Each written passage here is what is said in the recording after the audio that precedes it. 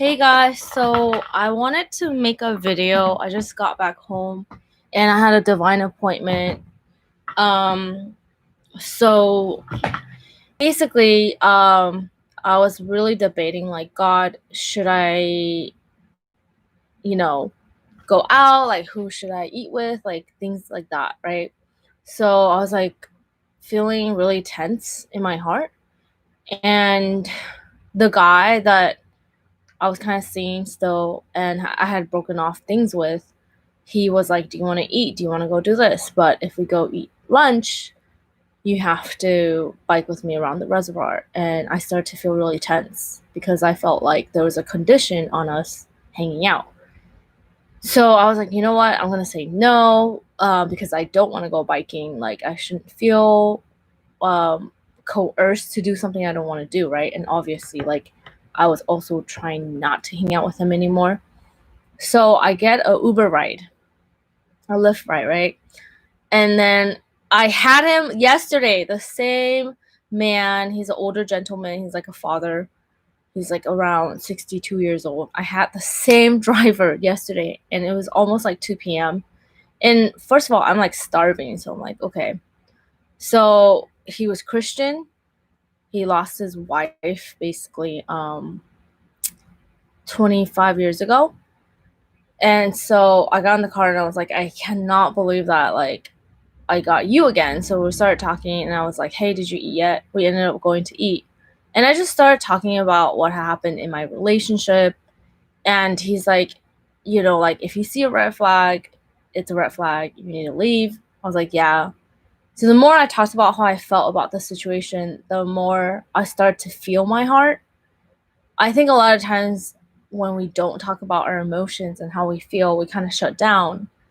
And even though our heart is basically fearful, it's afraid to love because of hurt, um, we don't realize it. So my hands were actually feeling numb. And I was like, I know this has to do with like the numbness in my heart, right? So as I'm talking, I was like, yeah, I think the reason that I still wanted this person around was because I didn't grow up with my dad. So I didn't see my dad for like 10 years.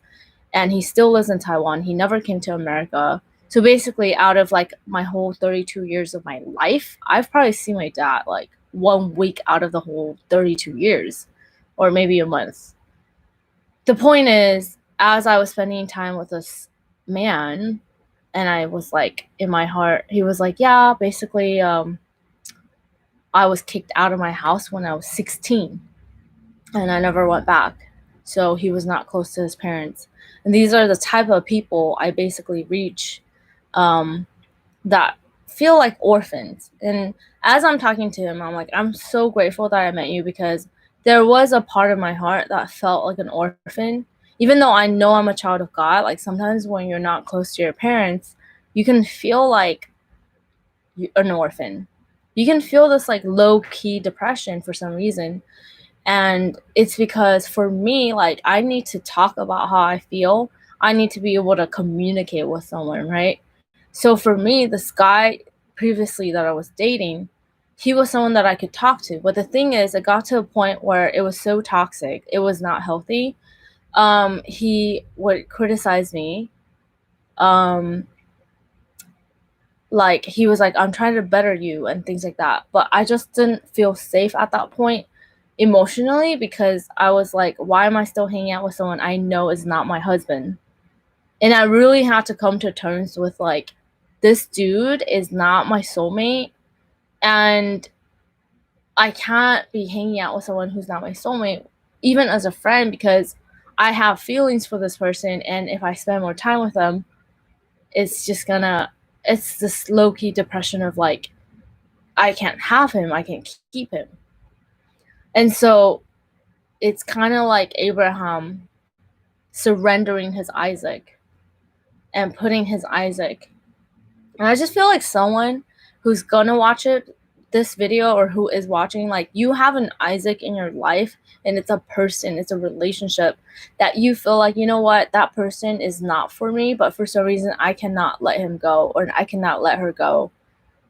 And I just encourage you that, like, even though it hurts because maybe, like, you didn't grow up with your dad or your mom, and that person is kind of a replacement for your mom and dad to feel like home, that God will always send people to talk to you, to be there for you.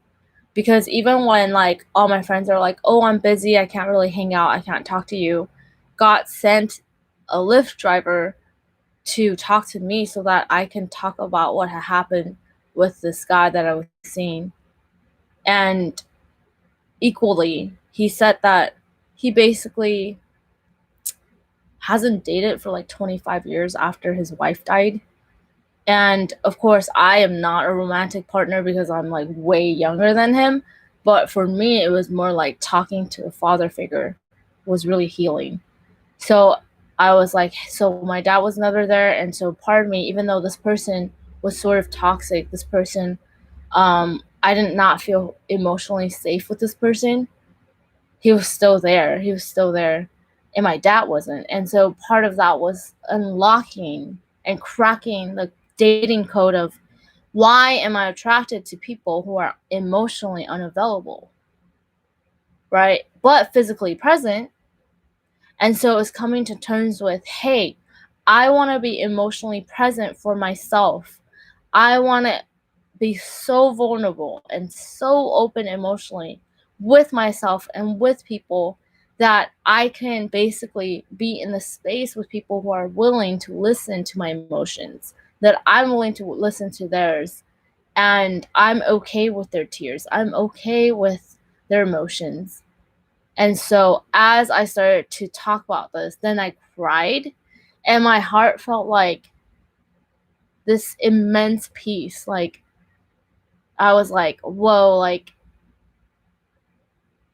it was just like God's hand in all of it. Like, and he said that he wasn't in this area, in my area, the whole day. And like God sent him to my area. And that's when I was like, boom, like, you know what I mean? Like, boom, like I caught the lift. He was 3 minutes away. And I got him yesterday. And he literally lives like 45 minutes away. But for me to call a lift at the same time, and that's happened like several times before. So, um, I just want to say, like, keep going. Like, don't stay in the rut of your cycles. Don't stay in the rut of those red flags. And I am totally gonna cry right now. Um, don't hold in your tears or feel like you have to control everything. Um, it's okay to feel your emotions. It's okay to be imperfect, like, or to have those traumas, those wounds from your childhood, and to face them. One of the reasons I tell people, like, you should date, you should put yourself out there. Don't just like wait for God to fix you. As you date, you're gonna recognize the red flags that were there before, and you're gonna break out of that cycle right away. But you have to have the courage to face your demons. And so, what was my demon? My demon was the fear of abandonment. My demon was the fear of getting attached to someone. My fear was I was afraid to become close to someone and then to see that that relationship was not like that relationship was not meant to last. My fear was feeling my emotions, and like so many of us fear our emotions. We're like, ooh, I feel tense because I like this person, but I don't want to tell them. And when you get to a certain maturity level emotionally, you learn to tell that person, hey, I really appreciate spending time with you. I appreciate you. I honor you. I respect you. Or I like you and I love you. And I don't need you to necessarily reciprocate that love, but I'm at a point in my life where I want to be honest about how I feel. And if you even look back on my videos, like I've evolved so much. And I'm just grateful that God was like, hey, I know exactly what you need you need to talk to a father figure right now and express how it is that you're feeling. You need to feel your emotions, because my body literally felt numb from my heart being clenched up. I felt this fear of like, I don't want to get attached to another person and lose them again. You know what I mean? And essentially, as I'm talking to this man who lost his wife, it's like they met when she was like 17, and he still lost her, right? So even if you do find your soulmate, like they may die earlier than you do. And so part of that is like, hey, I'm gonna love and put myself out there and not be afraid of loss. And so it's like I can even feel my heart like just pumping, like, because I actually physically feel my heart. Like when it's tense, it's tense. When it loosens up, because I talk about things, it opens up. And I'm just very like connected to my heart. And for me, it's like you can drink all day or smoke weed all day or smoke cigarettes or do drugs and like not feel your emotions. But when you actually become vulnerable and you talk about how you feel, it's this like, it's this allowance of, hey, I'm existing and I'm here, I'm alive, I'm present, and I'm able to feel my heart. I'm able to say yes to my heart and say, yes, I allow myself to feel how I feel and to be in tune. So maybe there's some pain in your life that you haven't processed, maybe some grief in your life that you haven't processed. But even yesterday, I ministered to like two people who basically lost people in their lives, like and that was devastating to hear about. But it was like, okay, do I feel this? God, why are you bringing people to me that lost, no, 3 people that lost family members? Like, why are you bringing them? Because God, I don't want to feel the pain of their emotions. Like, God, like, don't bring people like that. Like, let me just be on a level where I can just be like, haha, you know? And it's because God's like, well, don't be afraid to feel your emotions. Don't be afraid to feel loss or heartbreak or pain. And I'm like, wow, like, so let me just pray. Heavenly Father God, thank you for who you are. And I hear the Lord say, don't be afraid to love and to experience loss. Don't be afraid of love.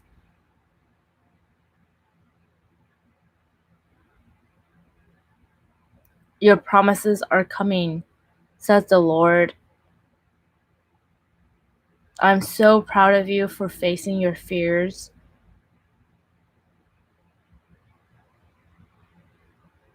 Like, you deserve someone who will love you for who you are, and that is not going to try to change or control you. And you're enough. You're enough. You're enough. You're enough. So, yeah. That is all. God bless you. I love you guys. Bye. Oh, and make sure to subscribe to my blog, rebekkalien.com, and to my YouTube channel. It's called The Beck Show, BEX Show. And if you like to make a donation to this ministry, you can do so on my website. God bless. Bye.